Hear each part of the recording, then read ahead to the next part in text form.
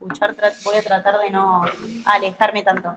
¿Cómo están? ¿Todo bien? Bueno, gracias por venir. Nada, para los que no me conocen, soy Vale, estoy haciendo el tramo final de la carrera y hace un par de meses más o menos estoy preparando alumnos para psicopato. Y bueno, nada, los chicos de la bisagra me invitaron y nada, yo súper feliz de estar acá con ustedes.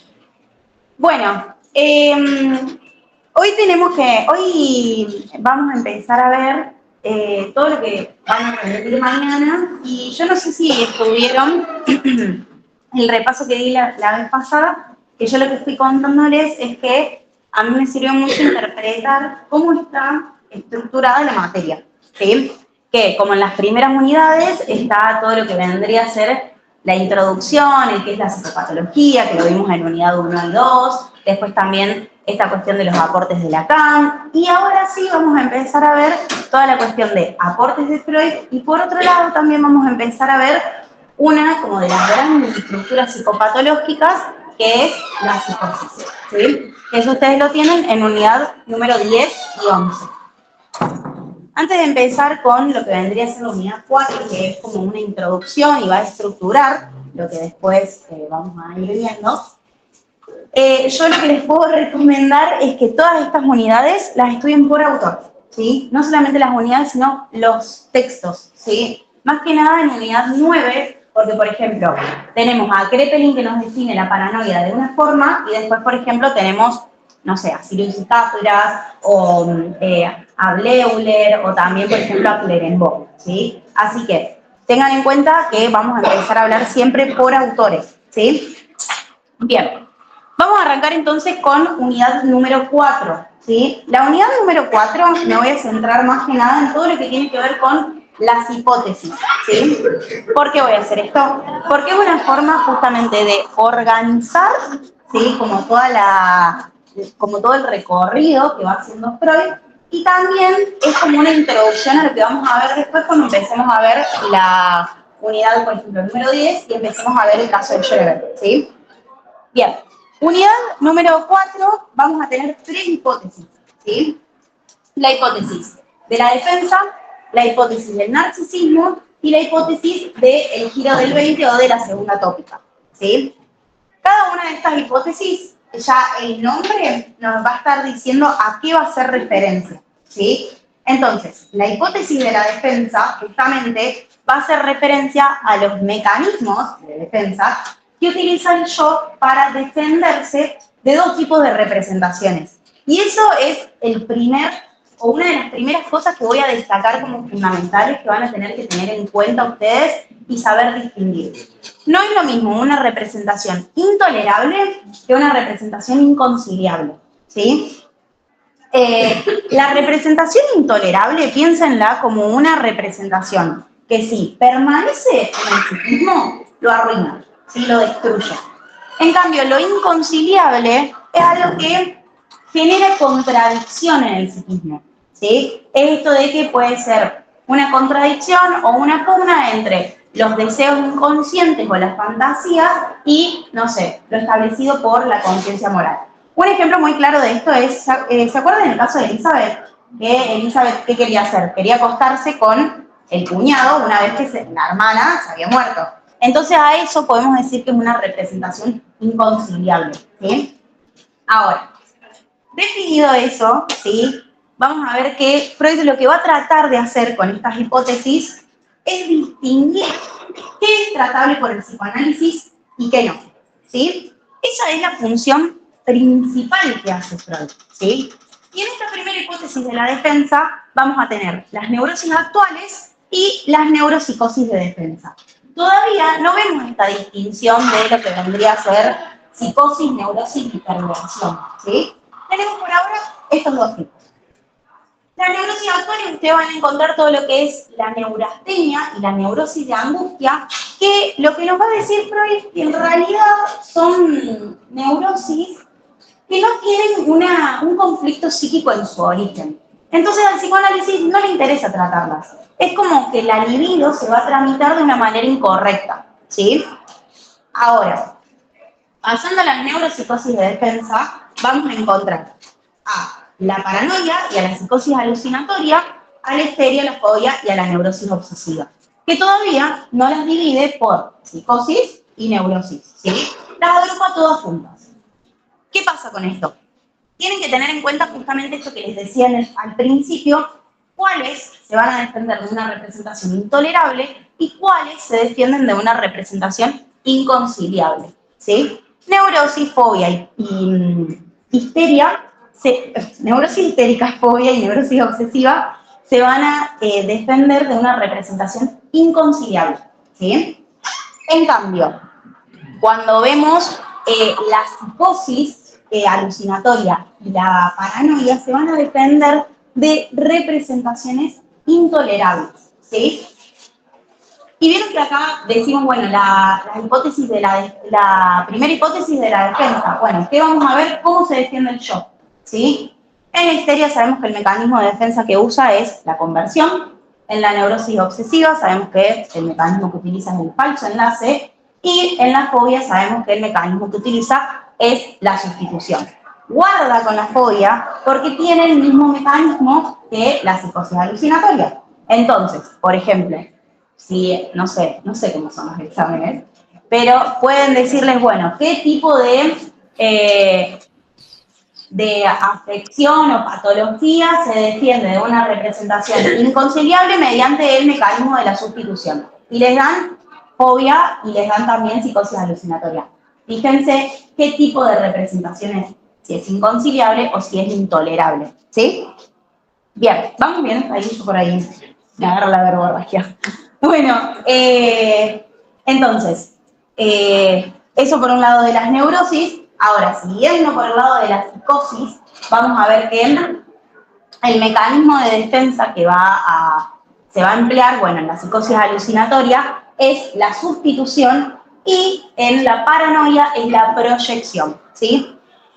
Y en este sentido vamos a ver que en la psicosis alucinatoria pasa un fenómeno como bastante, digamos, característico de esta afección, es que el yo va a rechazar por completo, ¿sí?, esta representación y consigo va a arrastrar una parte de la realidad y va a quedar como un agujero, ¿sí? Entonces, la alucinación va a venir a ser como una curita, como a tapar, ¿sí?, esa parte de la realidad que fue arrastrada mediante el rechazo, ¿sí? Por eso hablamos de la sustitución. El delirio aparece como una forma de sustituir esa parte de la realidad que fue rechazada, ¿sí? Ahora, la representación inconciliable, ¿sí?, o intolerable, las representaciones en general, siempre están compuestas, digamos, por el contenido ideativo y el contenido afectivo, ¿sí? El contenido ideativo, piénsenlo como, no sé, el suceso en sí, lo que les pasó, no sé. Chocar, por ejemplo, es contenido ideativo y la emoción, que vendría a ser esto no lo repitan, es para que lo puedan bajar, el afecto, digamos, vendría a ser el que les genera, ¿sí? Entonces, tenemos representación, está compuesta por el efecto y el contenido ideativo, ¿sí? ¿Vamos bien hasta ahí? Bien. ¿Hay alguna duda? No sé si hay alguna, ¿no? Bien, bueno. Ahora, pasando ya a la hipótesis. Otra de las cosas importantes. ¿Cuáles son tratables por el psicoanálisis? ¿Y por qué? ¿Saben? ¿Cuáles? Exactamente. El psicoanálisis, recuerden que siempre va a trabajar mediante la transferencia. Y si un sujeto no se puede someter a un vínculo transferencial, a un análisis, es imposible, ¿sí?, que pueda haber un tratamiento posible. Esto lo dice Freud. Después Lacan va a decir otra cosa totalmente distinta. Es más, hay un texto de Lacan que se llama, no me acuerdo cómo empieza, pero termina todo tratamiento posible de la psicosis, ¿sí?, que es uno de los textos que ustedes tienen en unidad número 11. Entonces, para Freud en este momento, la psicosis no es tratable por el psicoanálisis porque no puede establecer un vínculo transferencial, ¿sí? En cambio, las neurosis sí lo son. Y, por otro lado, las neurosis actuales, el psicoanálisis no las trata porque no les interesa, ¿sí? ¿Vamos bien hasta ahí? Bien, perfecto. Ahora, las neurosis narcisistas acá también se introduce más que nada la cuestión de la fijación, ¿sí? ¿Vieron cuando vemos o vimos, creo que en el psicoanálisis se ve como toda la trayectoria de la formación de síntomas, o esta cuestión de, bueno, la fase oral, la fase anal, la fase hispánica, y como toda esta formación del libido? Bueno, en una de esas fases, lo que puede pasar es que la libido quede demorada, ¿sí? ¿Qué quiere decir esto? Encontré una fase en donde se va a satisfacer y, supónganse, años después, cuando se vea rechazada, o cuando no se pueda satisfacer de una forma directa, va a volver a esos lugares en donde se le aseguró la satisfacción, ¿sí? Que esto tienen que tenerlo en cuenta en qué unidad, en unidad número 10. ¿Por qué? Porque cuando Freud explica el caso de Schreber, ¿por qué dice que se da la paranoia? Queda aplicada en el narcisismo y qué más. ¿Qué hay?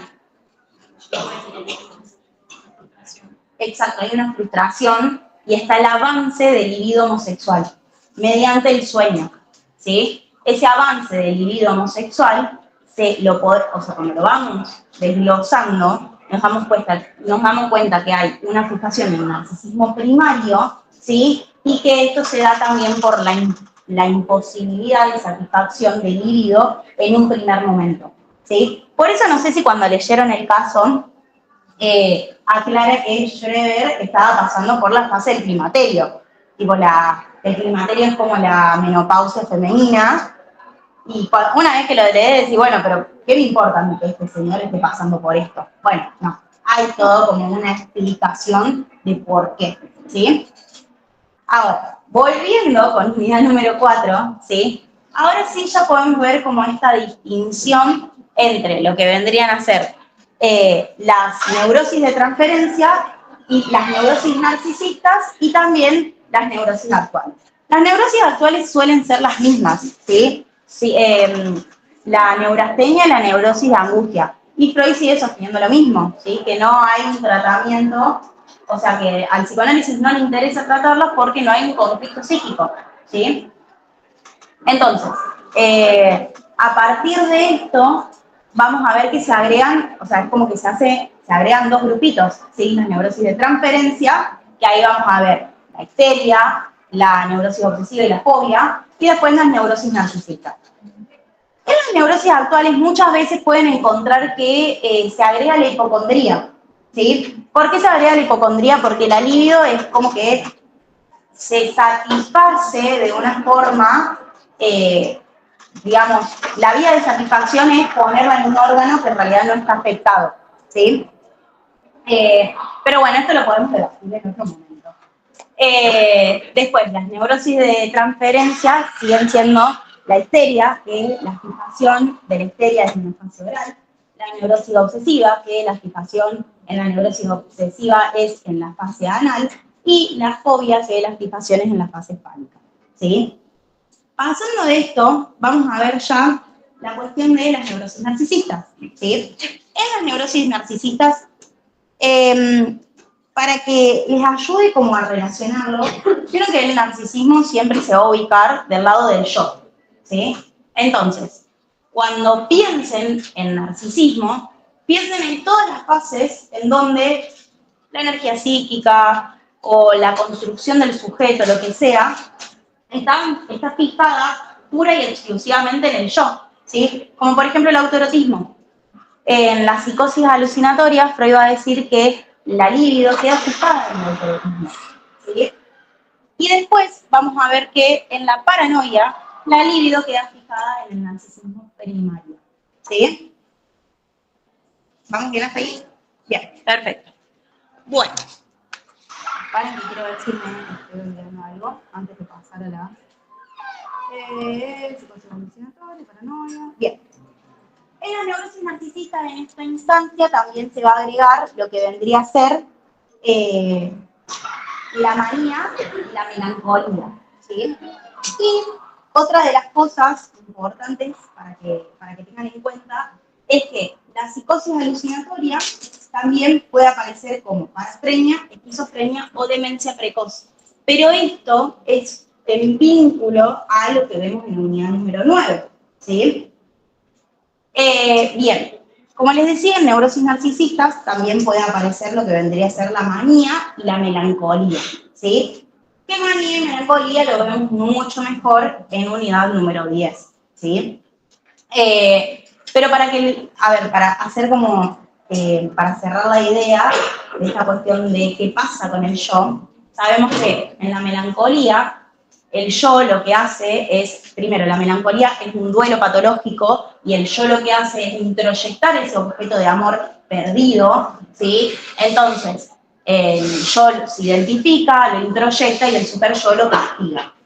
Y en la manía, en realidad, el yo se identifica con el ideal, entonces el super yo no lo puede castigar, ¿sí? Que después vemos, también más adelante, toda esta cuestión de esta tendencia que tiene la manía y la melancolía en ir fluctuando entre sí. Es decir, volverse manía, volverse melancolía y así sucesivamente.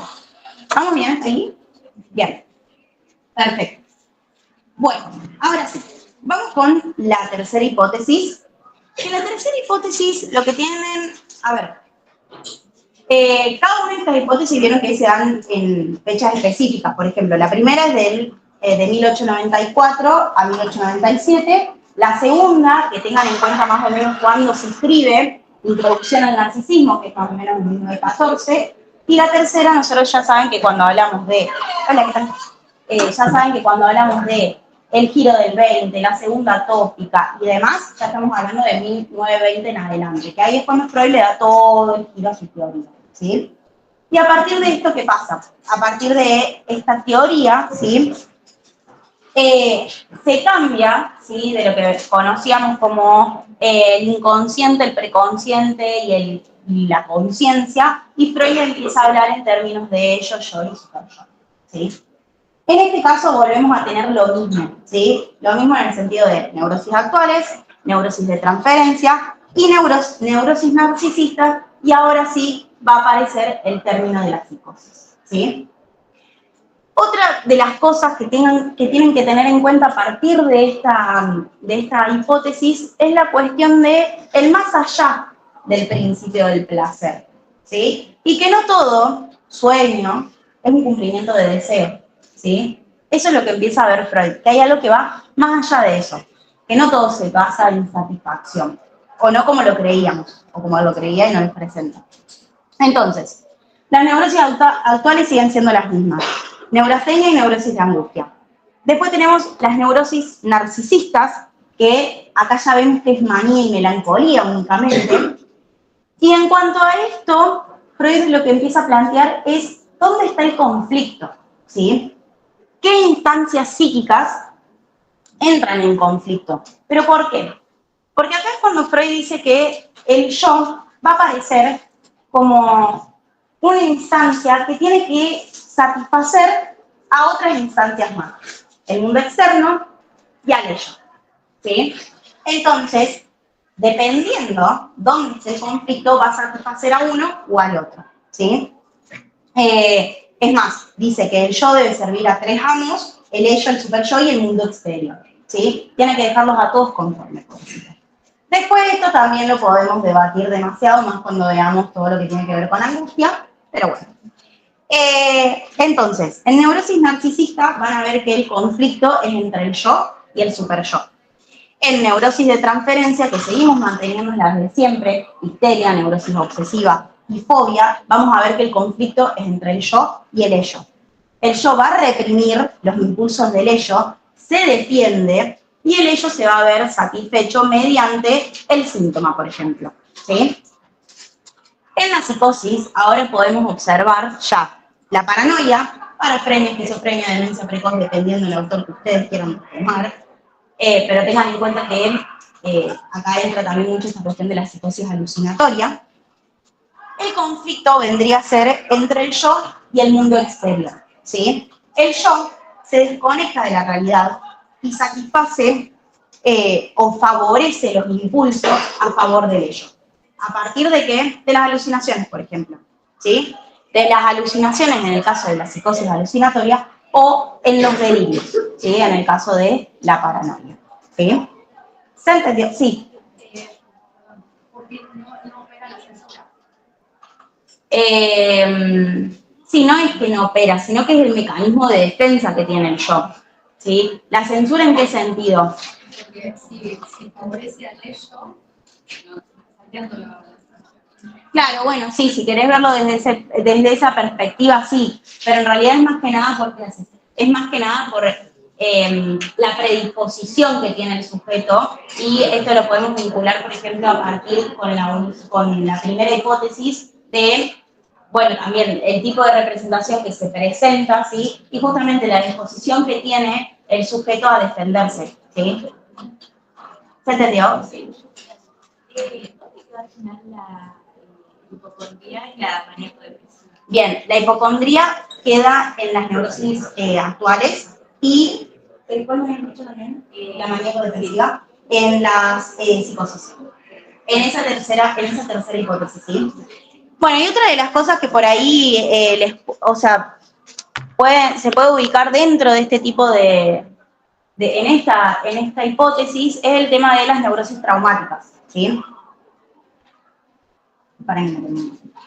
El tema de las neurosis traumáticas es que a Freud básicamente le llegaban pacientes, o sea, vamos a ubicarnos, tipo posguerra, al pobre Freud y le llegaban pobres pacientes que en consultorio lo que hacían era revivir aquel trauma, ¿sí? Ocasionado por la guerra. Entonces ahí Freud como que dice, che, bueno, no sé si esto corresponde con la satisfacción de un deseo, ¿sí? Capaz que haya algo más.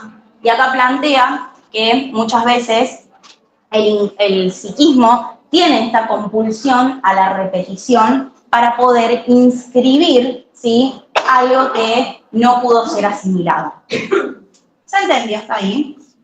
Bien, perfecto. Bueno, eso es como lo más importante de esta unidad. Ahora sí, vamos a ver unidad número 4, que la forma que yo tuve de estudiarla fue, como les decía, por autor, y más que nada teniendo en cuenta de ir siempre como comparando, ¿sí? Porque por ahí hay muchos términos que son similares, pero por eso les decía, fíjense de estudiar por autor, porque en muchas ocasiones dicen lo mismo, pero con diferentes palabras, ¿sí? O, vale. Sí, dale. O básicamente dicen lo mismo, pero no están de acuerdo, ¿sí? Entonces, tenemos el primero es Kraepelin, ¿sí? Que Kraepelin lo que hace es plantear, por un lado, la psicosis endógena, y por otro lado va a plantear la paranoia. Y dentro de las psicosis endógenas tenemos la psicosis, depresión, me parece que decía, sí. Psicosis y la demencia precoz.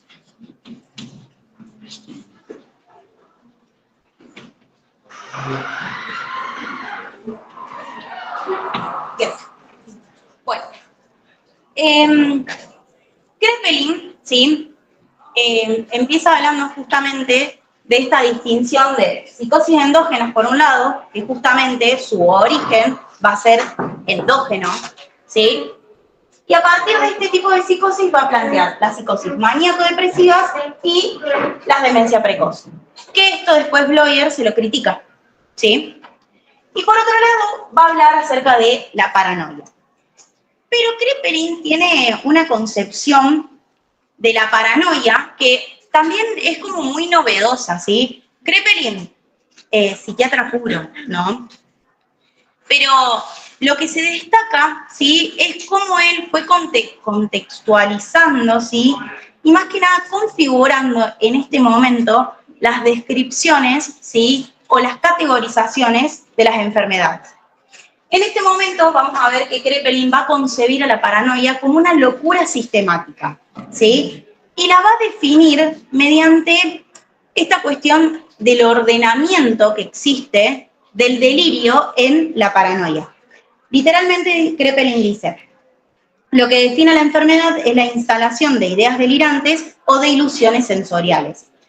Y aparte, se plantea esta cuestión de tener en cuenta la evolución de la enfermedad, ¿sí? ¿Se acuerdan que nosotros en unidad número 1 veíamos esto de la clínica sincrónica y la clínica diacrónica? Bueno, en este momento se habla mucho de una clínica diacrónica, ¿sí? Que tiene en cuenta la evolución de la enfermedad.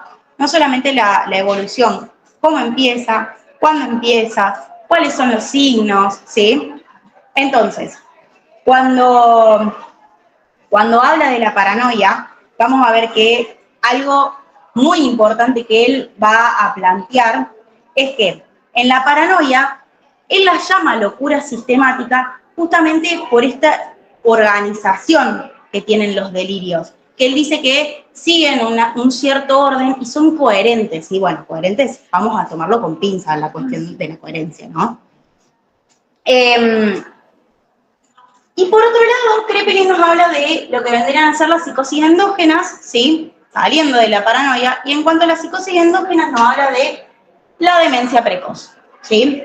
Que la demencia precoz, vamos a ver que lo más importante es que afecta a la vida psíquica del sujeto, sobre todo la afectividad y la voluntad, y que lo importante y que define, por sobre todas las cosas, de la paranoia, es que lleva a un deterioro completo de la enfermedad. De la persona, perdón. La enfermedad lleva a un deterioro completo de la persona, ¿sí? ¿Se entiende? Bien, ahora, otra de las cosas que va a plantear Kraepelin es la psicosis maníaco-depresiva, ¿sí? Y acá, psicosis maníaco-depresiva, sabemos que podemos tomarlo en términos de manía y melancolía, ¿sí? Y que acá Kraepelin lo que trata de hacer es hablar acerca de esta tendencia que tiene una de convertirse en otra, ¿sí? Y acá lo que Kraepelin dice es, no, en realidad no son dos afecciones diferentes, son las mismas, ¿sí? No más que una, por ejemplo, la manía se puede tomar como la primera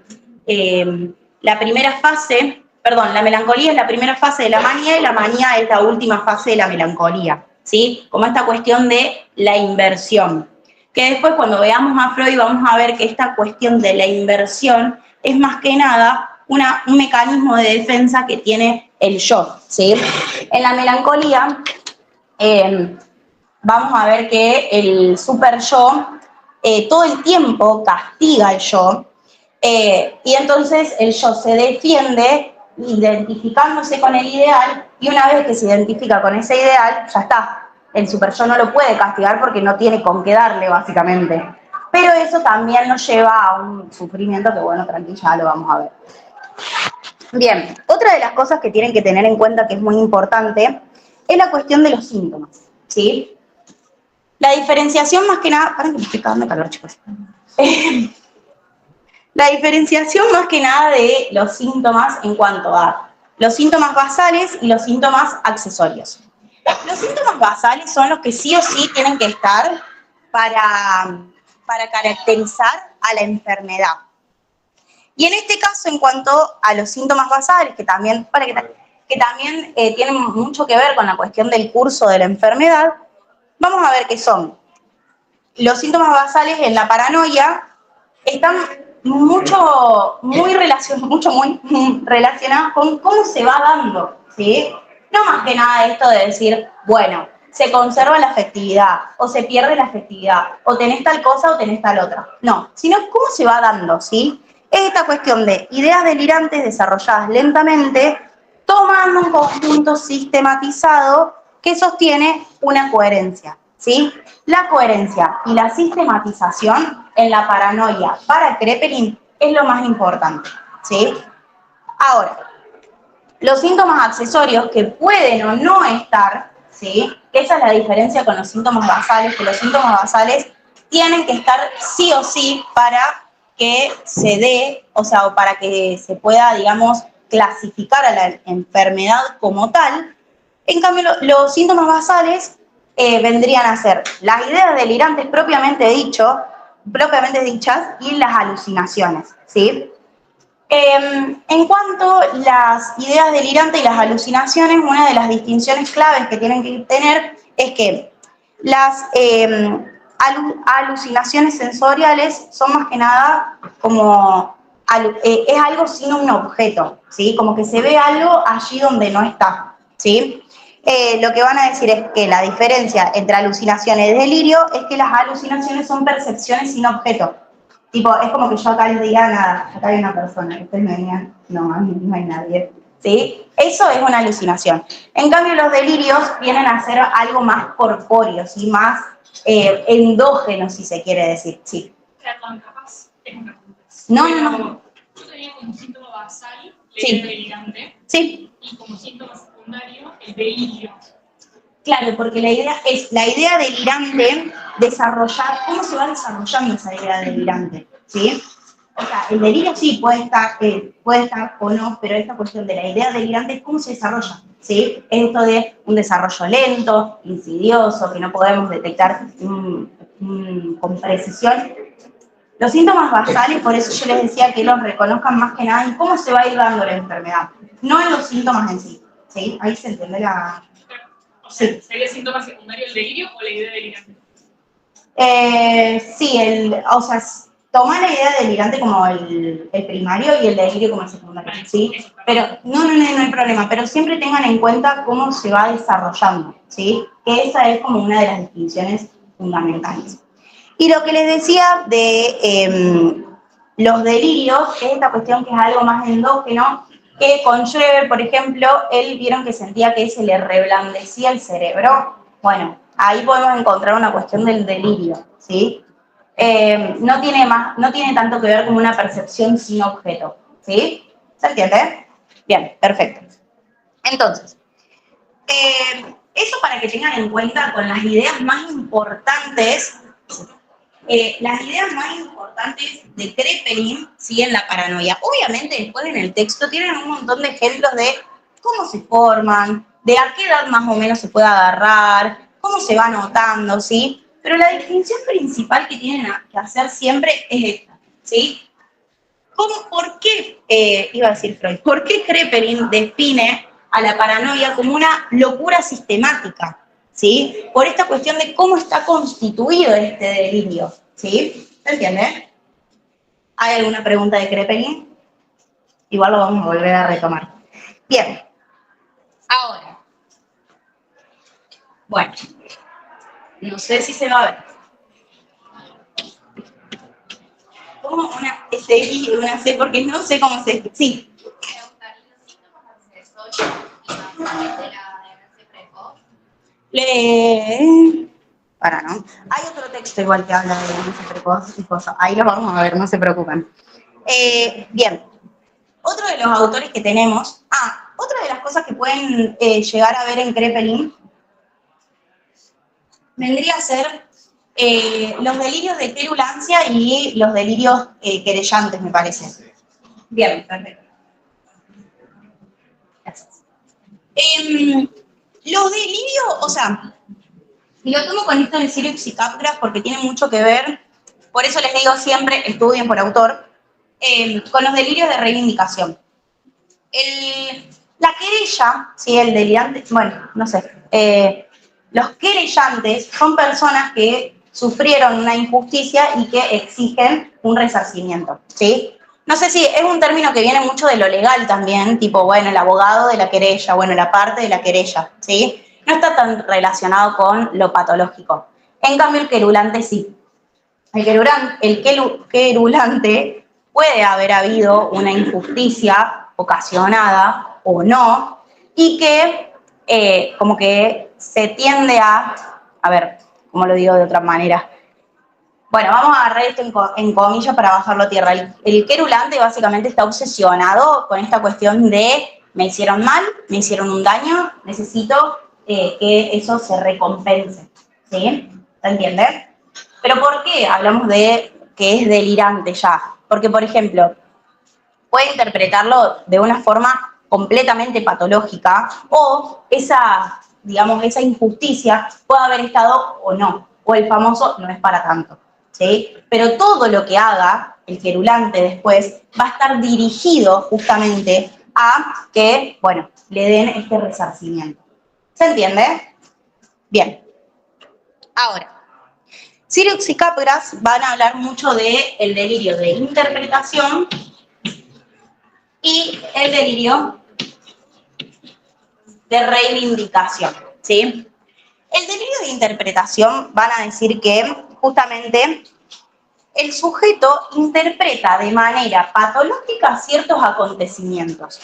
Y muchas veces esos acontecimientos pueden, porque también se habla del delirante de interpretación retrospectivo, ¿sí? ¿Por qué? Porque puede interpretar de manera patológica hechos, ¿sí?, ocasionados en el pasado, ¿sí? Por ejemplo, no sé, se me viene un recuerdo mío en la primaria de que una compañera no me quiso prestar la goma, entonces yo ahí voy a empezar a delirar con que estaba conspirando en mi contra y que todo lo que va a hacer esa persona lo hace como una demostración de, no sé, envidia hacia mí o lo que sea, ¿sí?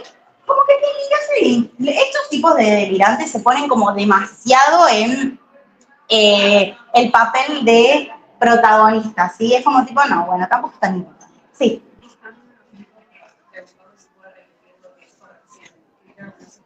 Ah, bueno. Sí, claro, el delirio interpretativo, exactamente, que el delirio interpretativo podemos tener un delirio de interpretación que puede ser retrospectivo, ¿sí? Es decir, que busca causas para el delirio, ¿sí? O interpreta acontecimientos pasados de manera patológica, ¿sí? ¿Se entiende? Bien, perfecto. En cambio, el delirante reivindicativo, justamente, es más o menos como lo que Kraepelin plantea con el querulante, ¿sí? El delirante reivindicativo lo que busca es resarcimiento, ¿sí? Busca que se le compense por un mal que le ocasionaron, ¿sí?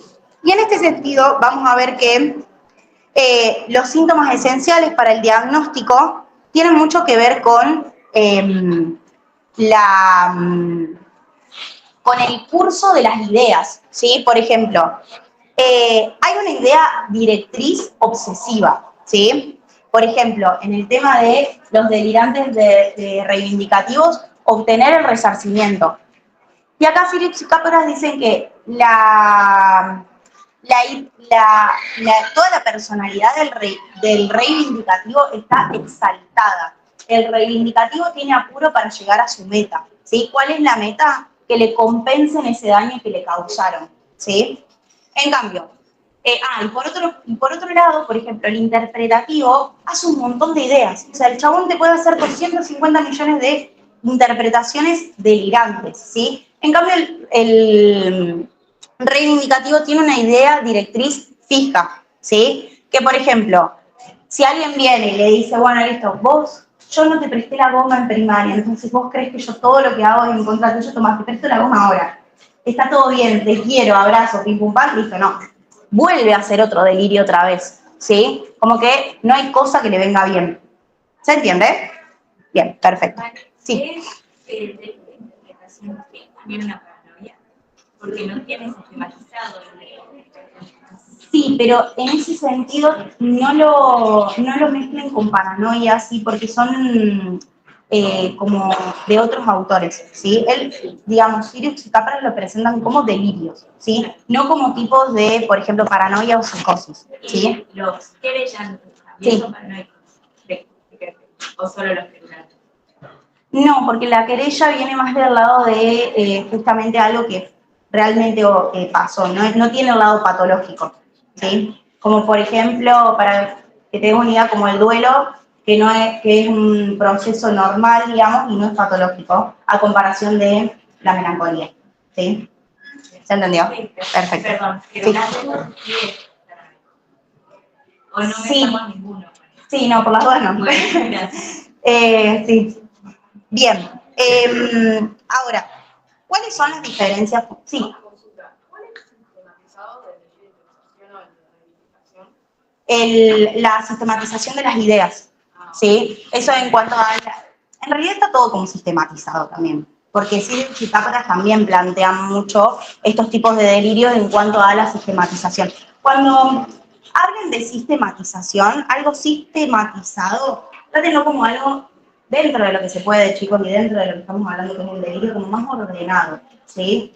Como que, supónganse que tiene coherencia, ¿sí? No es como, por ejemplo, vamos a ver que Bleuler plantea la esquizofrenia como algo totalmente, como el sujeto que no se siente agente de sus actos, que está todo como fragmentado y demás, ¿sí? ¿Se entendió? Bien. Ahora, hay diferencias entre el delirio de reivindicación y el delirio de interpretación. Que una de estas es el tema de que en el delirio de reivindicación hay periodos de excitación, ¿sí? Que se relaciona mucho con la manía y la melancolía. El maníaco, o sea, está siempre pum para arriba, ¿no? Lo mismo pasa con el reivindicativo, hay periodos de exaltación. En el delirio de reivindicación hay como muchos más síntomas físicos, ¿sí? Y síntomas mucho más marcados que el delirante de interpretación, ¿sí? Y por sobre todas las cosas, una de las principales diferencias es esta cuestión de las ideas, ¿sí? En el delirio de reivindicación hay una idea obsesiva, ¿sí? Directriz, que va a constituir o que va a sistematizar, que va a ordenar todo el delirio, ¿sí? En cambio, en el delirio de interpretación hay 1.000.000 de ideas, ¿sí? Si quieren el delirante de interpretación, todo lo puede interpretar de manera patológica, ¿sí? ¿Alguna duda que sigue sus atrás? Bien. Ahora, vamos con el texto de Clerembault de Psicosis Pasionales, ¿sí? En este texto lo que hace Clerembault es tomar los aportes de Kraepelin y va comparando mucho esta cuestión de la paranoia, ¿sí? Con el delirio pasional. ¿Qué pasa? Que esto después Lacan se lo critica a Kraepelin y a Clerembault también. Para Kraepelin, ¿sí? Una de las cuestiones de la paranoia es que no hay como un inicio, ¿sí? O no hay una fecha de inicio de la enfermedad, ¿sí? En cambio, para Clerembault, en cuanto, eso que dije recién es de la psicosis, de la paranoia, perdón, en cuanto a Kraepelin. Con la cuestión de los delirantes pasionales, lo que va a decir Clerembault es que es todo lo contrario, ¿sí? Clerembault lo plantea como que hay un núcleo ideo-afectivo inicial, ¿sí? Que a partir de ese núcleo ideo-afectivo inicial, que pueden tomarlo como una emoción muy potente, ¿sí? Se empieza el delito, ¿sí? Y acá es donde, bueno, van a aparecer los diferentes tipos de delirios, ¿sí? Como por ejemplo el celotípico, el erotomaníaco, pero lo que caracteriza por sobre todas las cosas este tipo de delirio es ese aspecto, ¿sí? Esa pasión, si se quiere decir, tan intensa que va a predisponer todo el delirio que le va a seguir, ¿sí? Entonces, por ejemplo, el paranoico, dice Kraepelin, que va a delirar con su carácter, ¿sí? Y que su carácter está, o que la cualidad es que está prefijada para toda la vida, ¿sí? En cambio, el pasional, ¿sí? Va a delirar más que nada con esta cuestión de los afectos, ¿sí? De las emociones. Bueno, sí, con los afectos, no nos metamos en emociones por las dudas, ¿sí? Y hay digamos, hay una característica que es como muy fundamental en esta cuestión, que es que siempre va a ir en torno a la desconfianza, ¿sí? Por ejemplo, el erotomaníaco es el que piensa que todo el mundo está enamorado de él, ¿sí? Va a desconfiar si vos no estás enamorado de él o de ella, ¿sí? El celotípico, obviamente, va a desconfiar de su pareja, ¿sí?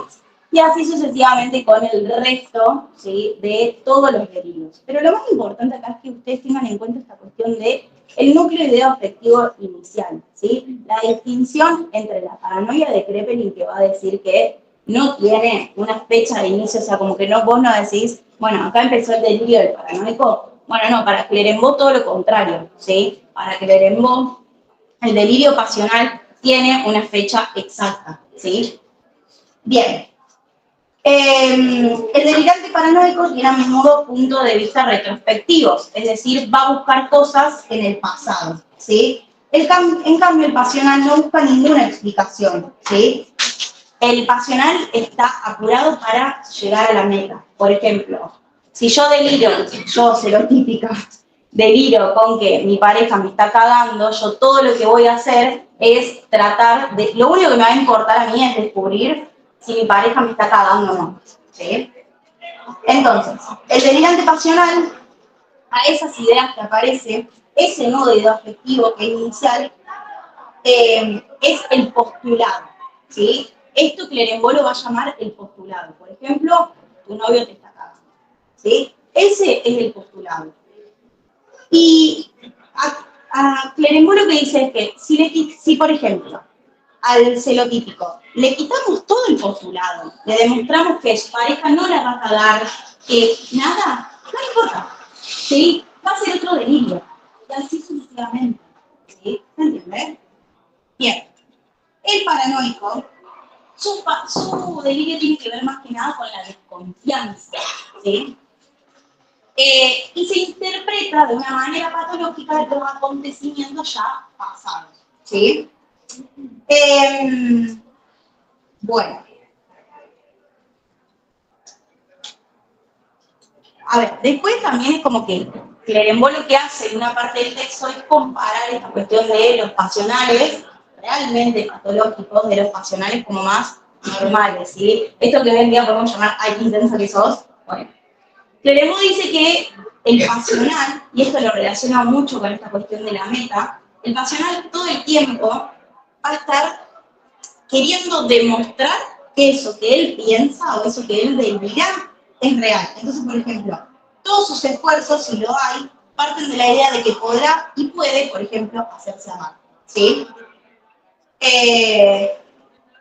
Y otra de las cosas que acá también vamos a ver mucho en la unidad número 10 y 11 es que en el normalito, ¿sí? En el pasional normal, hay una cierta incertidumbre, ¿sí? En el patológico no, en el patológico hay certeza, ¿sí? ¿Se entendió? ¿Dudas? Bien. Bueno, demencia precoz, ¿sí? Desde Kraepelin. O también lo va a llamar psicosis irreversible. ¿Por qué? Porque cuando literalmente se llega, que esto lo vamos a ver con Bloyer, la distinción fundamental es que la demencia precoz, ¿sí? Va a ser irreversible. Todo lo que en algún momento, ya sea la voluntad, la afectividad, se vea dañada, no va a poder haber un retroceso, ¿sí? Y sí o sí es como, bueno, una profecía de que se va a llevar a la desintegración de la personalidad, ¿sí? Entonces, Kraepelin, ¿sí? Lo que hace es ubicar este tipo de demencia dentro de los procesos degenerativos demenciales, va a decir, y dice que hay una marcada afectación de la vida afectiva o de la voluntad y se progresa hacia la desintegración completa de la personalidad. Eso es como lo más importante que tienen que tener en cuenta, ¿sí? ¿Saben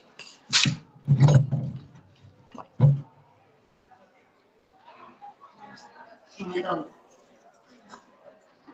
Otra de las cosas importantes que yo les comentaba al principio, más que nada, es que Lacan toma muchos de los aportes, ya sea de Clerembault, más que nada de Clerembault y de Kraepelin, ¿sí? Y por ejemplo, Kraepelin aportó a la psiquiatría la sistematización de las enfermedades, ¿sí? En donde se tiene en cuenta el comienzo, la evolución, los síntomas fundamentales y los síntomas basales y qué está afectado y qué no, ¿sí? Ahora, Lacan tiene una diferencia fundamental con Kraepelin, más que nada con esta cuestión de la paranoia, y es que Kraepelin vieron que hablaba de los síntomas secundarios como el delirio y la alucinación.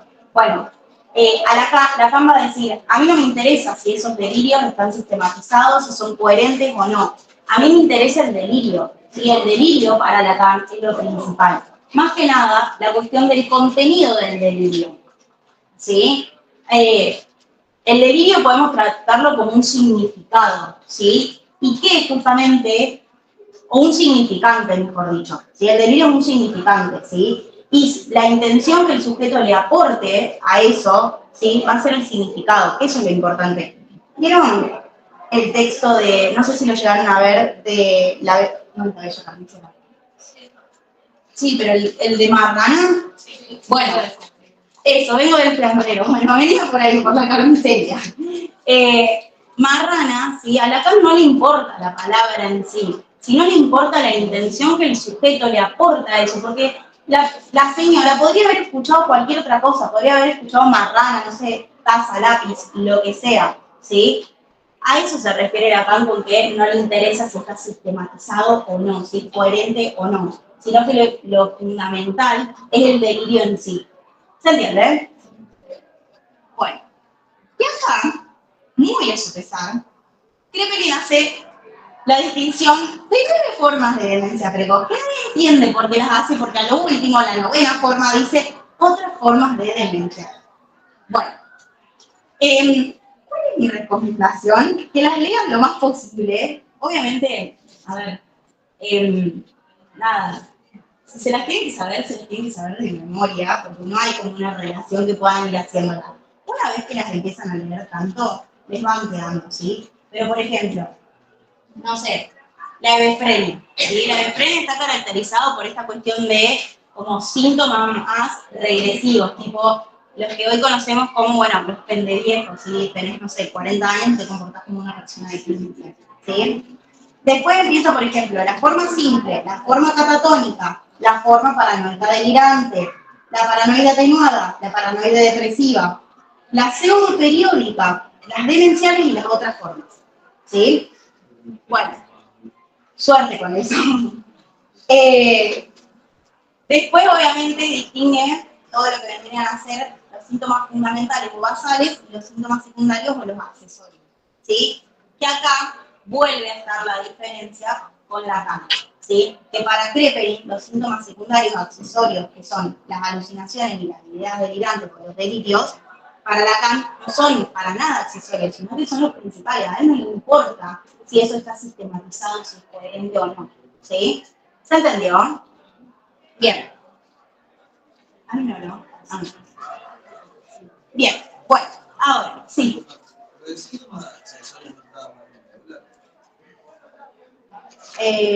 No. ¿Cómo más en Leuler? Los síntomas esenciales son las ideas delirantes, las imaginaciones, las sensoriales, táctiles. Pero eso está en Leuler. No, en Krepelin también vemos síntomas accesorios tanto, por ejemplo, de la demencia precoz, como ahora en Leuler la esquizofrenia, ¿sí? Y bueno, guarda ahí también con, no te digo mezclarlas, pero sino, porque Bleuler toma como los aportes de Krepelin, pero justamente lo critica, ¿sí? Diciendo que la demencia precoz no es precoz, ¿sí? ¿Por qué? O sea, propone cambiarle el nombre y ahí es donde surge la cuestión de la esquizofrenia. No hablamos de demencia precoz porque justamente la demencia precoz, Bleuler lo que dice es que no va a terminar sí o sí en un estado demencial de desintegración completa de la personalidad, y muchas veces no es precoz, sino que también se pueden formar en otros momentos, ¿sí? En otras etapas de la vida. ¿Sí? ¿Entiendes? Sí. No me acuerdo el nombre de qué eran las 4 A, que eran apatía, abulia, autismo. Sí. Asociaciones laxas de pensamiento, afectividad planada, abulia y autismo. Sí, los 4, tal cual. Que esos son los síntomas fundamentales de la esquizofrenia, según Bleuler, ¿sí? Que acá Bleuler no solamente va a proponer cambiar el término, sino que la va a caracterizar que no todas se resumen en un deterioro completo de la personalidad. Muchas veces no se llega a eso, Eso dice que en un momento como que puede parar el curso de la enfermedad, pero que todo lo que estuvo afectado no se va a volver a recomponer, ¿sí? Y también la va a definir a la esquizofrenia como el desdoblamiento de las funciones psíquicas, la división o la fragmentación del cuerpo y los procesos cognitivos. ¿Vieron la película Fragmentado? Bueno, a eso hace referencia con la fragmentación. Y esta cuestión del desdoblamiento justamente es como que toman como si la personalidad hubiese sido como un ovillo de lana, se va desdoblando, se va desarmando, ¿sí? Como que no va teniendo como una lógica. ¿Se entiende? Bien, perfecto. Sí, también acá lo que hace Bleuler es plantear como los diferentes tipos, ¿sí? Entonces, dice que hay esquizofrenia paranoide, hebefrenia, la catatonia y la síndrome, ¿sí? Síntomas fundamentales, no sabía eso de las 4A, pero qué bien, muy bien. El tema de las 4A, llamarlo como los síntomas fundamentales, las 4A, asociaciones laxas de pensamiento, es decir, no puedo asociar un pensamiento con el otro, no le conectan las neuronas. No sé si es que no le conectan las neuronas, pero bueno. La afectividad aplanada, tipo, no le importa nada, lo mismo que en la bulia. Y el autismo en este caso no es tanto como lo conocemos hoy o como lo definimos desde, por ejemplo, las neurociencias, sino que vendría a ser esta pérdida con el contacto con el mundo exterior, ¿sí? Bien. Acá, por ejemplo, lo que va a decir es que se puede conservar la memoria, la percepción, la orientación, la conciencia y la movilidad, pero se suele perder, sí, la afectividad y la voluntad. ¿Vamos bien hasta ahí? Perfecto, estamos reviendo el tiempo. Bien, ahora, Clerenbo. Vamos con la psicosis basada en el automatismo, ¿sí? Y acá ustedes pueden ver que de Clerenbo, una de las cosas fundamentales que toma Lacan es la cuestión de los síntomas elementales, ¿sí? Sí. Sí, no, mentira, que se ve, la afectividad se ve afectada. Es una de las cosas que se puede ver afectada según Bleuler, ¿sí? Bien. Ahora, en la psicosis basada en el automatismo, como les decía, este texto de Clerenbaum, vamos a ver que también es como que van a empezar a definir o a diferenciar a partir de qué y cómo se define que estamos en presencia o no de una demencia, de una paranoia, de un delirio, ¿sí? Más que nada, como que intenta hacer un ordenamiento de los síntomas y de la nosología, ¿sí? Entonces, ¿cuáles son los 3 criterios principales que va a tomar Clerenbaum? La presencia o no de alucinaciones, la presencia o no de factores degenerativos y el desenlace satisfactorio o demencial de la enfermedad. Fíjense que acá seguimos tomando esta cuestión, o se sigue dando como un papel importante a esta cuestión de una diacronía, ¿sí? Más que lo sincrónico, porque se tiene en cuenta cómo, cuándo y cómo va a determinar la... No sé si cualquier cosa se toca. No sé si es sección, pero bueno. Bien. Bajo estas cuestiones, Clerenbaum empieza a denominar el automatismo mental de diferentes maneras, ¿sí? El síndrome de pasividad, el pequeño automatismo, el síndrome S, el gran automatismo y así sucesivamente. Hasta que pasa a formarlo como última instancia como síndrome S, ¿sí? Bien, ahora. Lo define de esta manera el automatismo por los fenómenos clásicos de la psicosis. En este caso, ¿cuáles serían? El pensamiento anticipado, la enunciación de los actos, los impulsos verbales, la tendencia a los fenómenos, ¿sí? Que están todos relacionados con el discurso, ¿sí? Si queremos pensarlo como más en términos lacanianos. ¿Qué es lo importante, ¿sí? Para que tengan en cuenta del automatismo mental? Que Clerenbaum lo va a tomar como lo que le antecede a la psicosis, ¿sí? Antes de una psicosis hay como un automatismo mental, ¿sí? Lo vincula por completo. ¿Se entienden? Bien, perfecto. Ahora, el automatismo, no solamente eso, sino que es el fenómeno principal de la psicosis y deja el resto de los síntomas y los síndromes a un lado, ¿sí? Evidencia el trastorno del lenguaje y del pensamiento, por sobre todas las cosas. Irrumpe en la voluntad del individuo, es decir, el individuo no se siente agente de lo que le pasa. Y acá, a partir de toda esta caracterización de qué posición, de qué lugar toma el individuo, es que va a caracterizar justamente cuáles son, no los síntomas, pero sí como las manifestaciones más importantes del automatismo, ¿sí? Y acá es cuando empieza a distinguir el grupo de los ideoverbales, como por ejemplo esta cuestión del eco del pensamiento. O también el pensamiento extraño o el pensamiento anticipado, ¿sí? Toda esta cuestión de las ideoverbales tiene todas que ver con el pensamiento, ¿sí? Como por ejemplo, no sé,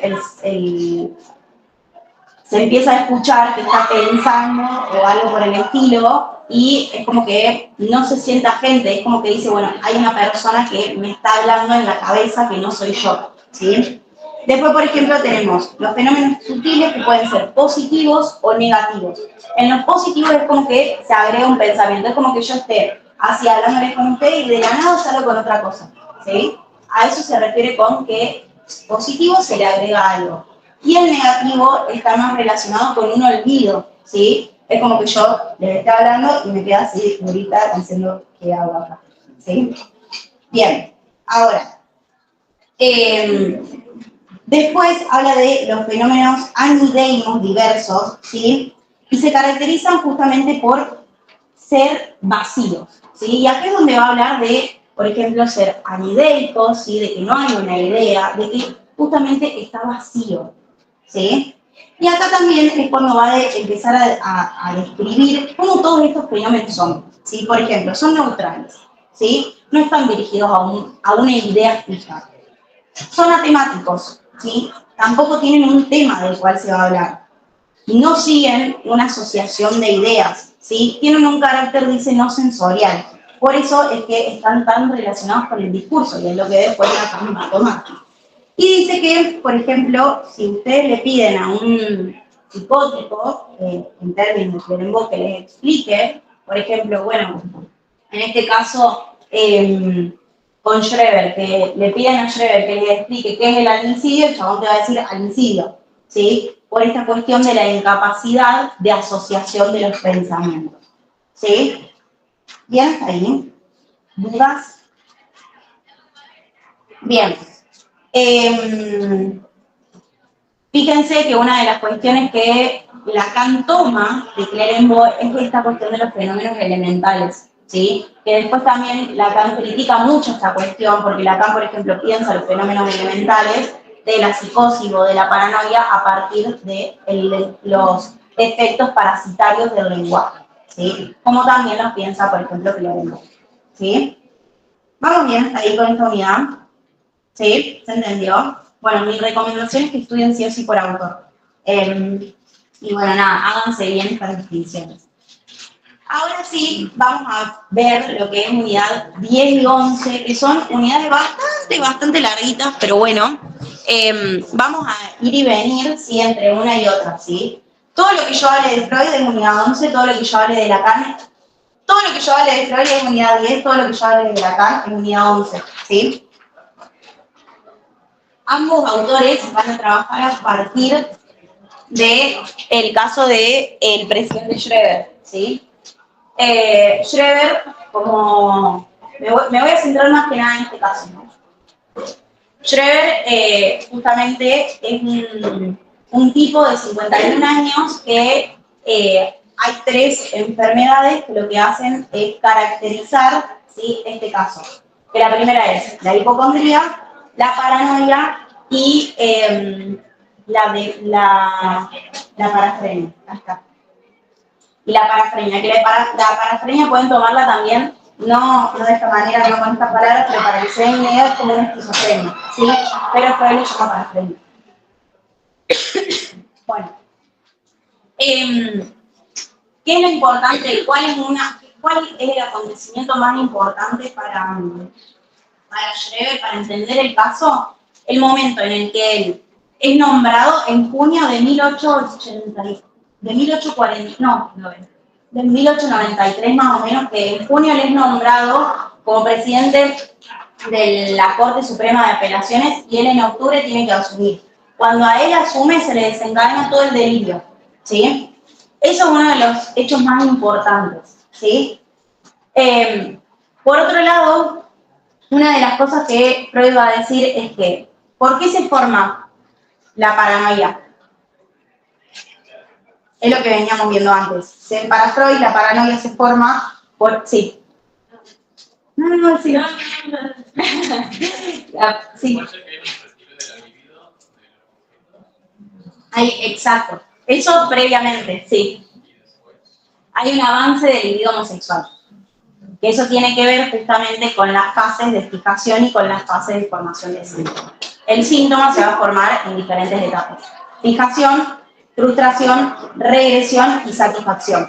¿Se acuerdan que yo les decía que un acontecimiento importante era esto de cuando Schreber estaba en la etapa del climaterio?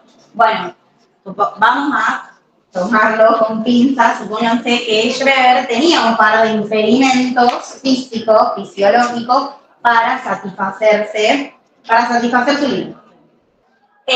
Entonces, una vez que esta libido como que se ve frustrada, va a volver a los lugares en donde la satisfacción estuvo, ¿sí? Y está asegurada.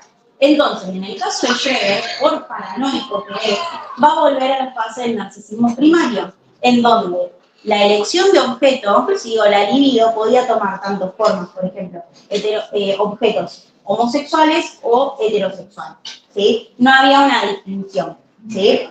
Entonces, por eso es que Freud va a justificar el avance del libido homosexual como la formación de la paranoia en el caso de Schreber, ¿sí? ¿Cuándo se da este avance del libido homosexual? Entre junio y octubre, cuando Schreber sueña o fantasea con lo hermosísimo que sería ser una mujer sufriendo el acoplamiento, ¿sí? Fantasía dirigida ¿a quién?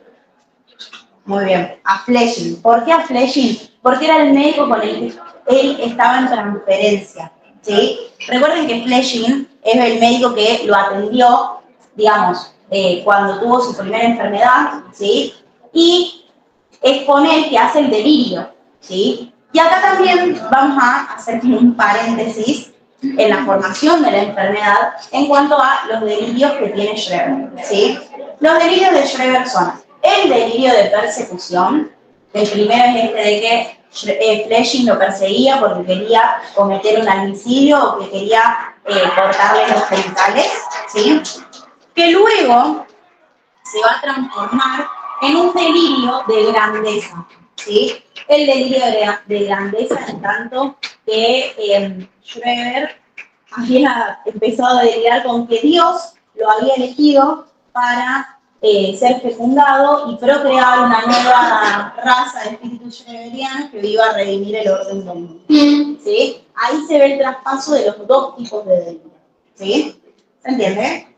Bien. Eso es lo más importante que tengan en cuenta del caso de Schreber, ¿sí? Obviamente hay un montón de otras cosas, pero ¿por qué Freud dice que Schreber se forma en esta cuestión de la paranoia? Por eso, ¿sí? Por el avance del libido homosexual y por la forma en la que él se defiende. ¿Cómo se defiende? Mediante el mecanismo de la proyección, ¿sí? Proyecta. Flesching proyecta Schreber proyecta a Flesching y esa proyección deviene como un delirio de persecución que luego se transforma en un delirio de grandeza. ¿Se entendió? Los mezclé mucho. Bien. Ahora, otra cosa. ¿Hay pregunta? No, pensé que había levantado, perdón. Otra de las cosas importantes a tener en cuenta es cómo, por ejemplo, se va a formar esta cuestión de la trayectoria de formación de síntomas en la paranoia, que es muy similar, en realidad es igual, a la formación de síntomas en la neurosis obsesiva, ¿sí? ¿Qué pasa? En la neurosis obsesiva, a diferencia de la paranoia, no hay un reproche, sino que en la neurosis obsesiva el sujeto se reprocha a sí mismo, ¿sí? En la paranoia vamos a ver que en un primer momento, ¿sí?, van a haber dos tipos de vivencias. Una vivencia activa y placentera, que no llegaron al hombre de las ratas todavía, pero por ejemplo en el hombre de las ratas cuando lo vean van a ver que esa vivencia activa y placentera es cuando mordía a las niñeras o el impulso de ver mujeres desnudas, ¿sí? ¿Por qué activa? Porque el sujeto es el agente de esas acciones, y placentera porque bueno, se ve que le encantaba el chabón. Y las vivencias pasivas y placenteras son olvidadas por completo, como por ejemplo, son olvidadas por el mecanismo de la represión, como por ejemplo la castración, ¿sí? La castración es algo que al sujeto se lo hacen supuestamente y es muy placentero, ¿sí? Porque le están poniendo como un límite, como un freno, ¿sí?, a esa satisfacción, ¿sí? Entonces, tenemos estos dos tipos de vivencia, una es olvidada, no se puede recordar más, pero la otra queda ahí medio, ¿sí? Estos tipos ¿hay preguntas? Listo.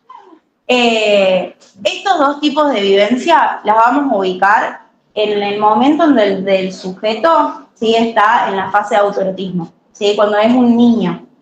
Por eso dice que entre un primer y un segundo momento se va a conformar la moral.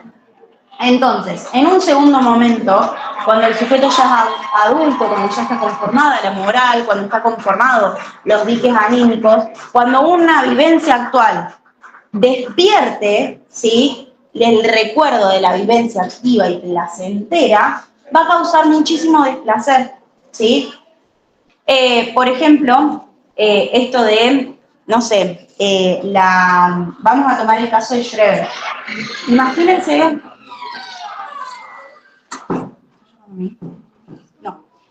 imagínense, pongámonos en contexto, estamos hablando casi del 1800, ¿no? Imagínense ser homosexual en ese momento, ¿sí?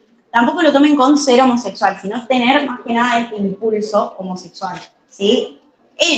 Obviamente estaba súper perseguido, ¿no? Estaba súper cosificado, ¿sí? Entonces, este avance del líbido homosexual para Schreber era desplacentero, ¿sí? Pero porque para lo que justamente culturalmente se sostenía, ¿sí? Por eso es que les aclaro esta formación entre el primer y el segundo momento de los diques anímicos y de la moral, ¿sí? Cuando en un segundo momento devengan, ¿sí?, todos estos recuerdos o devenga, como en el caso de Schreber, este avance del líbido homosexual, va a causar mucho displacer, ¿sí? En términos de paranoia, va a ser una representación intolerable. ¿Y cómo se va a defender el yo? Proyectando, ¿sí? En el caso de la paranoia, va a devenir un reproche que va a ser proyectado hacia afuera, ¿sí? Y que va a devenir después como el síntoma primario de la desconfianza. En cambio, en la neurosis obsesiva no va a haber reproche, va a haber autorreproche. El sujeto se reprocha a sí mismo, ¿sí? Esas son como las diferencias fundamentales, ¿sí?, de los mecanismos de formación de síntomas de, por ejemplo, la neurosis obsesiva y la paranoia, ¿sí? Ahora, va a llegar un punto en donde este delirio de persecución se va a virar, ¿sí?, en un delirio de grandeza. Como por ejemplo pasó con Schreber cuando él pasa de ser objeto del almicidio a ser el objeto de Dios, de tener una meta, de redimir el orden del mundo, ¿sí? ¿Se entiende ahí? Perfecto. Bueno, ahora, Lacan no va a decir todo lo contrario como hace siempre, ¿sí? Vieron que para Freud tampoco había una posibilidad, ¿sí?, de tratar a la paranoia o a la psicosis por esta imposibilidad, ¿sí?, de establecer un vínculo transferencial, ¿sí? Bueno, Lacan dice que no, que hay todo un tratamiento posible de la psicosis, ¿sí? En este sentido, una de las cosas como más importantes para que ustedes tengan en cuenta es que Freud va a decir que la psicosis, la paranoia se da por el avance del líbido homosexual. Y Lacan va a decir que se da por la forclusión del nombre del padre, ¿sí?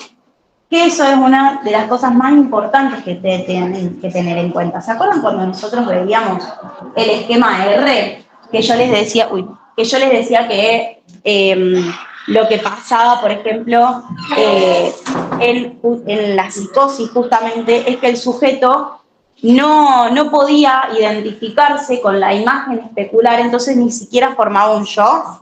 Bueno, también lo que sucede es que hay una forclusión, hay un rechazo de ese significante primordial. Entonces, en el paranoico no hay una falta, ¿sí? No tiene inscrito este significante. ¿Se entiende? Eso es como el motivo principal de Lacan, ¿sí? Para distinguir, ¿sí? La formación de la paranoia en Freud. Y acá pasa algo como muy particular, que vieron que Freud dice en un momento, bueno, si Schreber hubiese tenido un hijo, el avance del líbido homosexual se hubiese transformado en, por ejemplo, o sea, esa libido se hubiese dirigido al hijo y se hubiese transformado en sentimientos de ternura, de amor, toda esta cuestión paternal. Y Lacan dice, no, si Schreber hubiese tenido un hijo, hubiese quedado al borde de la coyuntura dramática, al borde del agujero, ¿sí? ¿Por qué? Porque se hubiese encontrado con ese significante que falta, con el significante nombre del padre, que en realidad Schreber sí se encuentra con el significante nombre del padre. ¿Cuándo? Cuando es llamado a asumir como el presidente de la Corte Suprema de Apelaciones. ¿Por qué? Porque tiene que asumir una posición de ley. Recuerden siempre esto, nosotros hablamos de nombre del padre, pero no estamos hablando de padre de carne y hueso, sino que hablamos más de padre en cuanto a la función, ¿sí? La función de ley, la función de poner justamente un límite, ya sea para el goce, para la satisfacción, para ordenar el inconsciente, ¿sí? O sea que para Lacan es un problema de autoridad. A él se le destapa todo cuando tiene que asumir ese puesto de autoridad. Exacto. Hacia el padre, digamos. Claro, en realidad como que Lacan lo que hace es criticar esta cuestión de Freud, de que Freud decía de que si Schreber hubiese sido padre, sus impulsos, porque Freud lo explica más del lado de la libido, ¿sí? De lo que pasa con la libido, al tema de la psicosis. En cambio, Lacan lo hace más que nada con el tema del discurso, ¿sí? Más que nada con el tema de los significantes. Nosotros para constituirnos como neuróticos, o como psicóticos, o como perversos, ¿sí? Tiene mucho que ver con esto, qué pasa con la conformación de lo que vendrían a ser los registros, ¿sí? Podemos decir que un neurótico tiene conformados los 3 registros, los tiene anudados, ¿sí? A su modo, pero los tienen. En una psicosis no están anudados, ¿sí? ¿Por qué? Porque hay una disfunción del registro de lo simbólico. Y acá también es cuando Lacan justifica esta cuestión de que lo que no aparece en lo simbólico reaparece en lo real a partir de lo imaginario. ¿Qué vendría a ser esto? Las alucinaciones, ¿sí? Los delirios de Schreber, ¿sí? Que vienen del lado, supónganse, de lo imaginario, son manifestaciones de lo real y manifestaciones de que hay un no anudamiento, ¿sí? De los 3 registros, ¿sí? ¿Se entendió ahí? Bien, bueno. Paren que quiero ver qué más, porque sé que me está faltando un montón, pero bien. Otra de las cosas que plantea también Lacan es esta cuestión de las vías de la forclusión, ¿sí? ¿Y a qué hace referencia esto? Bueno, de que la forclusión del nombre del padre se puede dar por diferentes vías, ¿sí? Por ejemplo, está la vía materna o la vía paterna. La vía materna es que, por ejemplo, por un lado, no haya un otro con mayúscula en el otro con mayúscula, ¿sí? Es decir, que la madre no sea un sujeto barrado, un sujeto castrado, un sujeto deseante, y por lo tanto, si nos ubicamos en lo que vendría a ser el grafo del deseo, ella no pueda, ¿sí? Interpretar como que la demanda, ¿sí?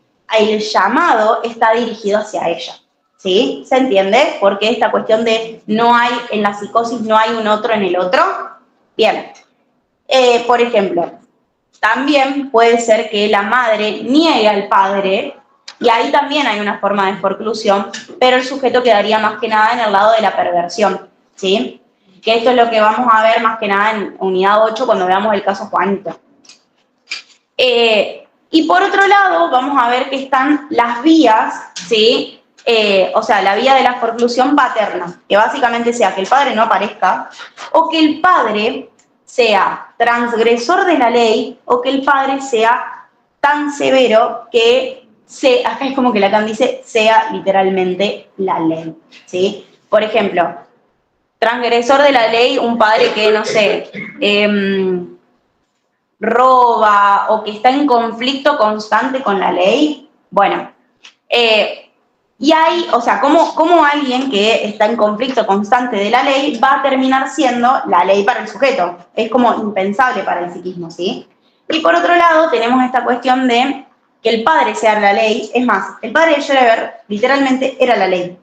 Era un padre demasiado autoritario. Es más, creo, si no me equivoco de caso, creo que era en Schreber, el padre era como uno de los militares nazis como más, digamos, potentes, para que se den en cuenta en qué medida este chabón encarnaba el significante ser la ley, ¿sí? ¿Se entiende? Bien, perfecto. Bueno, entonces esas son como las diferencias claves que ustedes tienen que tener en cuenta, ¿sí? Más que nada entre esto de, bueno, ¿por qué para Freud se da la paranoia y por qué para Lacan se da la paranoia? Otra de las cosas importantes que tienen que tener en cuenta es que Schreber no fue ni paciente de Freud ni paciente de Lacan, ¿sí? Sino que Freud lo que hace es interpretar Memorias de un neurópata, que es el libro que Schreber escribe cuando tiene como un momento de lucidez en su segunda internación, ¿sí?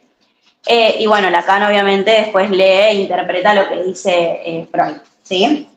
Bien. Ahora, perfecto. Vamos con dos distinciones claves, ¿sí? Para entender lo que vendría a ser, por ejemplo, la neurosis y la psicosis, ¿sí? Freud lo que va a decir es que neurosis y psicosis se diferencian más que nada como en un primer momento, más que en un segundo momento. Porque tanto en neurosis como en psicosis, en ambas hay como una desconexión con la realidad.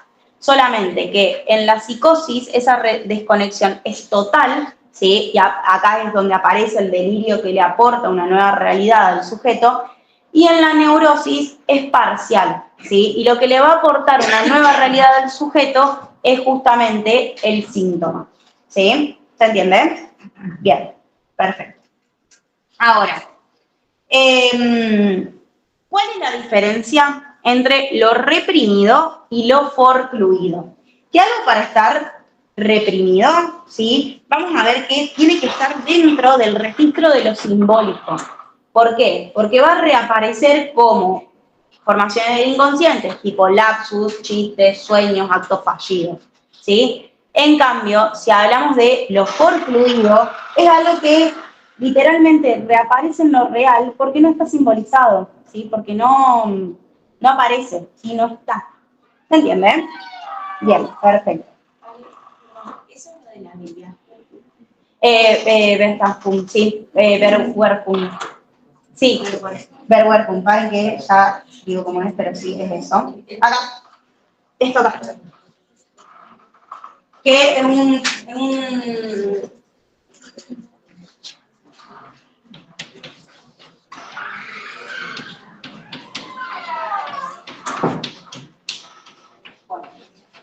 esto, la Verwerfung, es la forclusión, ¿sí? Que Lacan lo llamó de esta manera, pero que lo encuentra en Freud, ¿sí?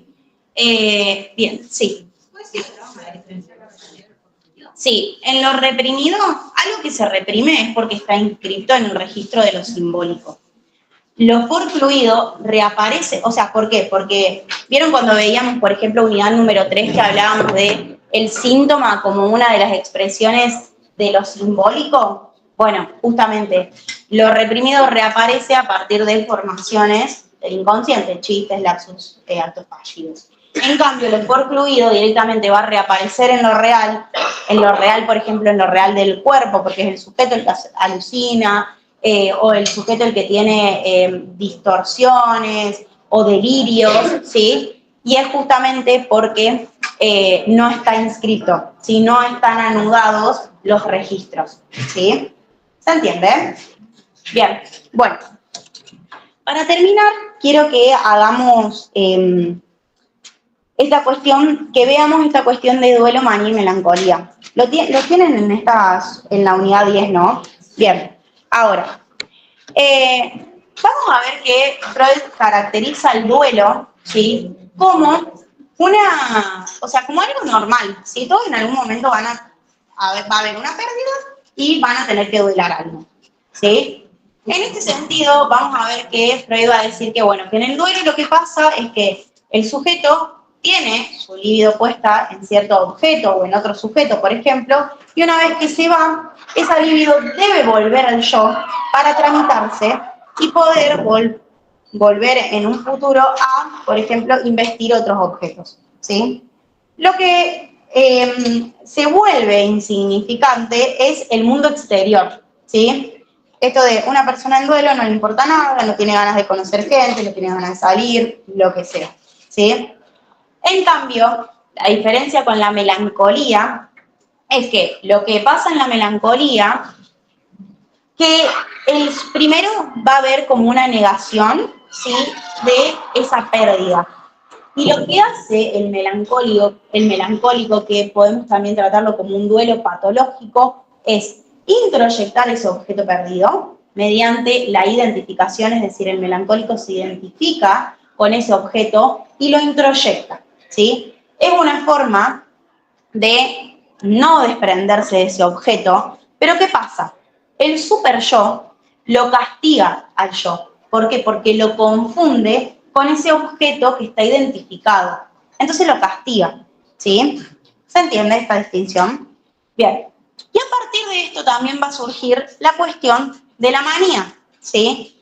La manía en torno a el super yo viene siendo tan severo con el yo que lo viene castigando y dando, que el yo va a ser como una formación de defensa y lo que hace es identificarse con el ideal. Entonces, si el yo es su ideal, ya está, el super yo no puede castigarlo, ¿sí? Porque ya está, es su ideal, ¿sí? ¿Se entiende? ¿Recuerdan esta distinción entre ideal del yo y el yo ideal? Ideal del yo que estaba muy como regido con esta cuestión de lo que los otros quieren, lo de la cultura, lo de la disposición, esto en términos lacanianos, lo que los grandes otros quieren de mí. Bueno, justamente, el yo se identifica con esto y ya está, el super yo dice, ah, perfecto, sos un genio, ¿sí? Pero ¿qué pasa? En la manía también hay toda una cuestión de que el sujeto no tiene un punto, sino tiene un límite. Entonces, el maníaco literalmente va por todo, ¿sí? Son personas que, por ejemplo, no paran ni un segundo, y eso les hace mal, ¿sí? Y acá es donde entra como una de las principales distinciones con Lacan, que Lacan piensa tanto el tema del duelo, de la manía y de la melancolía a partir de la no función del objeto A.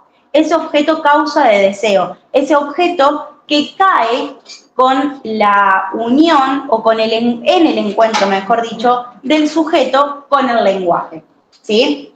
Entonces, Lacan piensa toda esta cuestión de manía y melancolía y duelo a partir de este objeto, ¿sí? El duelo, por ejemplo, una de las primeras críticas que le hace a Freud es que dice, el duelo en realidad no es por el objeto que se perdió en el aquí y ahora, ¿sí? Por ejemplo, no sé, yo me separo y estoy duelando a mi pareja. No estás duelando, esto dice Lacan, no estás duelando en realidad a tu pareja. Inconscientemente vos estás duelando esa primera pérdida fundante, ¿sí? Que vendría a ser el objeto pequeño A, ¿sí? ¿Se entiende? En cambio, ¿sí? Cuando vemos la posición lacaniana, ¿sí?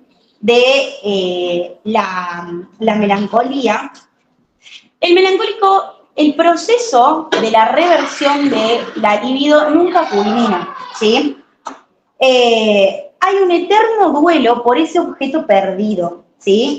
Y acá dice que lo que pasa en el melancólico es que va todo el tiempo detrás de ese objeto, con afán de alcanzar ese objeto, pero el objeto, literalmente Lacan dice, el objeto pequeño a termina arrastrando al melancólico al suicidio, ¿sí?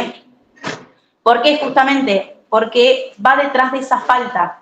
El objeto, el melancólico, que hoy, esto no lo repito por favor chicos, es para que lo puedan bajar a tierra, el melancólico lo podemos relacionar con el depresivo, ¿sí? Que literalmente habla constantemente acerca de la falta, de que él no es nada en el mundo y demás, y el objeto pequeño a lo que termina haciendo es arrastrando al sujeto al suicidio, ¿sí? El melancólico se termina transformando en objeto A, ¿sí?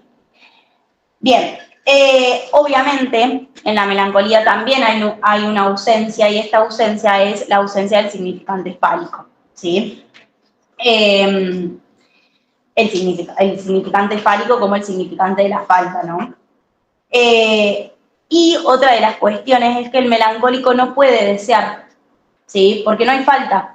Entonces, si no desea, o sea, si no hay falta, no desea. Y eso también lo hace sufrir. En cambio, el maníaco, primero que Lacan no piensa a la manía como, por ejemplo, una estructura clínica, ¿sí? Sino que lo piensa más que nada como un síntoma. Más que nada, después vamos a ver que una de las formas de la manía, Lacan las va a pensar como un síntoma. El síntoma es una, que se escribe S-I-T-H-O-M, es una forma del anudamiento de los 3 registros que están desanudados en la manía. En la manía, el significante fálico es rechazado, ¿sí? Y va a retornar en lo real. Pero el maníaco no desea, para Lacan. El maníaco goza, ¿sí? Y acá la manía la pueden pensar con el tema de los famosos, ¿sí? Vieron que son personas que tienen absolutamente todo, no les falta nada. Acá aparece justamente la falta de falta, ¿sí? La falta de un significante de la falta, y que todo el tiempo el maníaco está tratando de producirse la falta, ¿sí? Por eso es que goza, ¿sí? Por eso es que encuentra tanta satisfacción en ese sufrimiento, ¿sí? ¿Qué pasa? Por ejemplo, el maníaco, perdón, en la melancolía, si retomamos toda esta cuestión de las cadenas significantes y demás, en la melancolía hay una metonimia infinita, ¿sí? No para el deslizamiento, ¿sí? Por la cadena significante. El melancólico, por ejemplo, no le puede poner un punto, ¿sí? Y en el maníaco directamente no opera, ¿sí? O sea, como que no existe la falta en el maníaco, no está, ¿sí? Bien, ahora, Lacan va a decir que la manía no pertenece a una estructura, sino que es un síntoma, ¿sí? Y en la manía encontramos 2 tipos de síntomas fundamentales. Por un lado, la elación maníaca, y por el otro lado, la excitación maníaca, ¿sí? La elación maníaca tiene que ver con un agrandamiento del discurso, ¿sí? Como que se hincha el discurso para el maníaco. Que esto lo podemos ver, por ejemplo, ¿vieron esas personas que hablan y hablan y hablan de ellos como si fuesen, no sé, chamanes venidos de, no sé, que hicieron un retiro espiritual y que ellos sanaron su alma y se purificaron y que yo soy, por eso soy mejor que todos ustedes? Bueno, a eso refiere con un agrandamiento del discurso. Si le sacas el discurso, vas a empezar a encontrar todas las miserias del sujeto, ¿sí? Y esa cuestión de, por ejemplo, el agrandamiento del discurso justamente es una forma de defensa, ¿sí? Es un mecanismo de defensa para tapar, digamos, la falta de falta, ¿sí?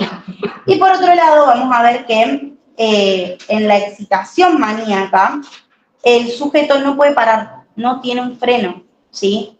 Entonces, por eso es que Lacan va a decir que intenta provocarse la falta. ¿Por qué? los maníacos siempre tienden a conductas autodestructivas porque están tratando de provocarse la falta constantemente, ¿sí? Y toma la elación maníaca y dice que es un intento de anudamiento de los 3 registros. Es un intento de sustitución, si queremos decir, del nombre del padre que está forcluido. ¿Se entendió? ¿Dudas? Bueno. No sé qué hora es. Bueno, tenemos 20 minutos, no sé si quieren que veamos algo. ¿Tienen alguna pregunta puntual sobre estas unidades? Yo como que traté de hacer foco como en lo más importante, porque son unidades muy largas también. Así que bueno. ¿Hay alguna pregunta? Sí. Como que el esquema lambda, Ujú. cómo funciona el psicótico en el eje imaginario, me manejo. Em,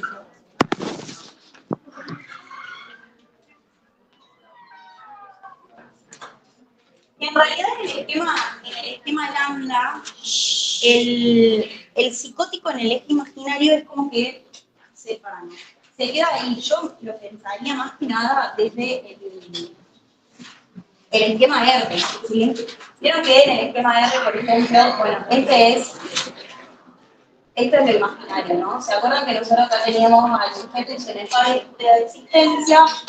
Creo que era, no, M minúscula y acá tenemos I, creo que era I. Bueno, no sé, no me acuerdo, y acá tenemos. Bueno, el psicótico lo que hace es quedarse acá, ¿sí?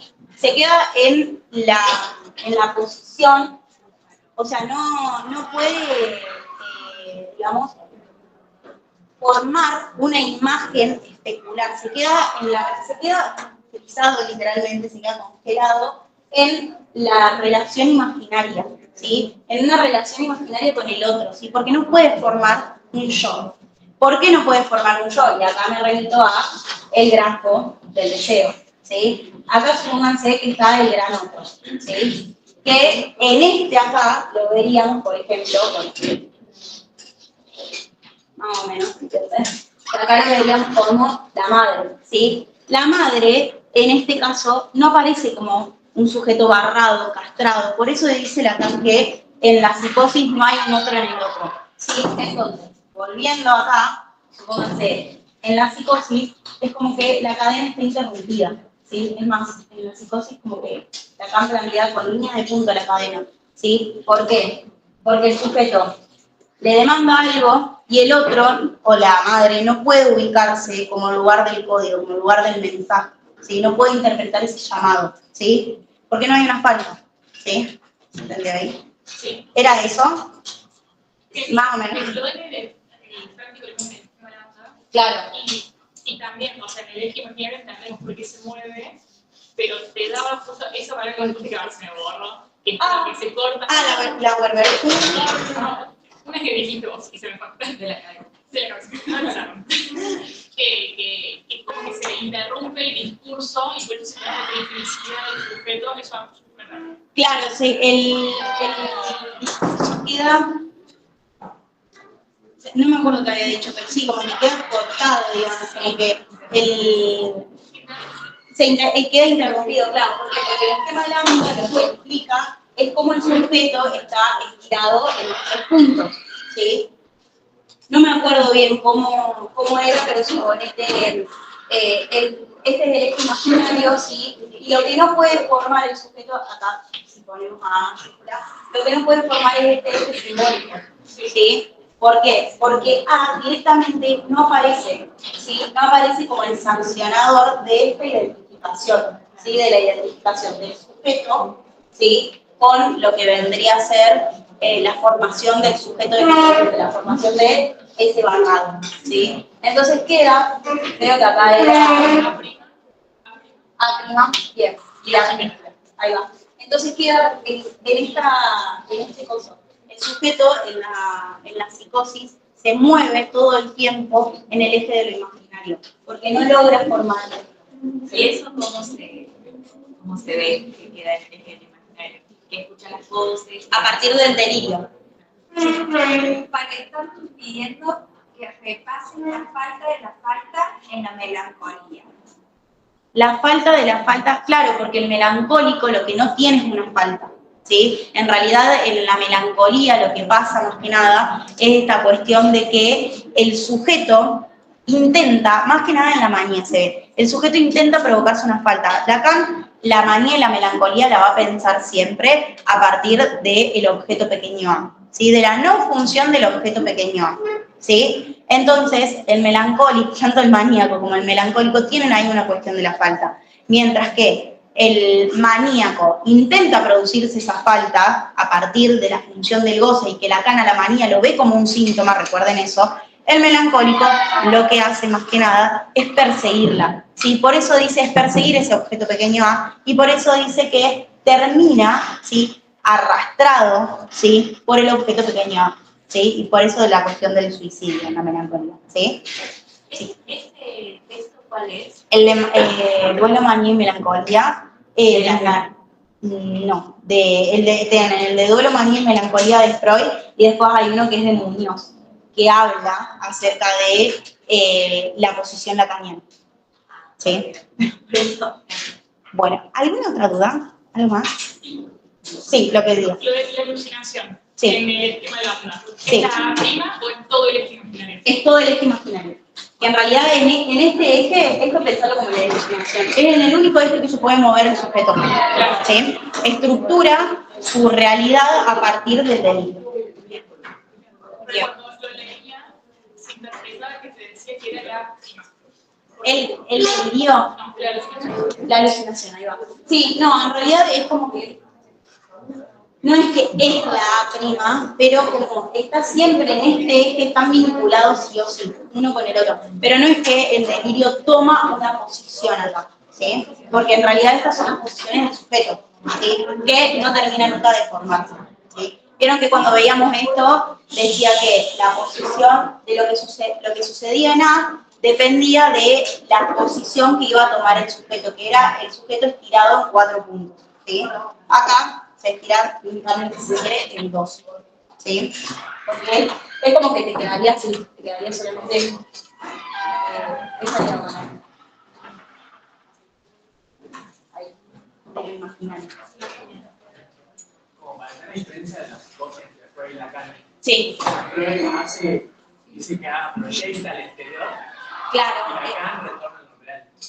Claro, Lacan lo piensa más que nada con esta cuestión de que no hay un otro en el otro, ¿sí? De la forclusión del significante nombre del Padre, ¿sí?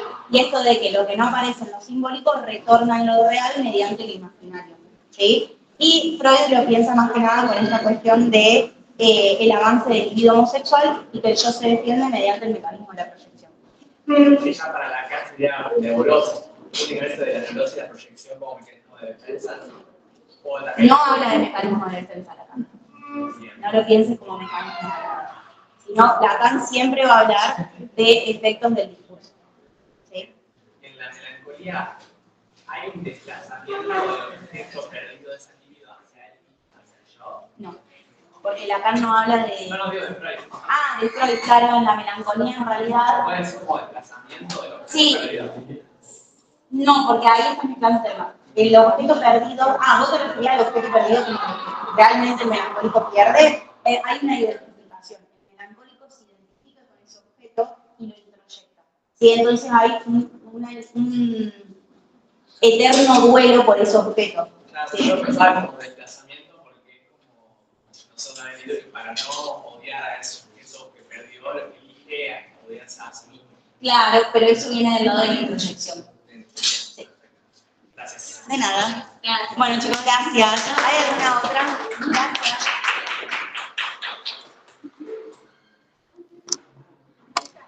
No, gracias a ustedes. Gracias.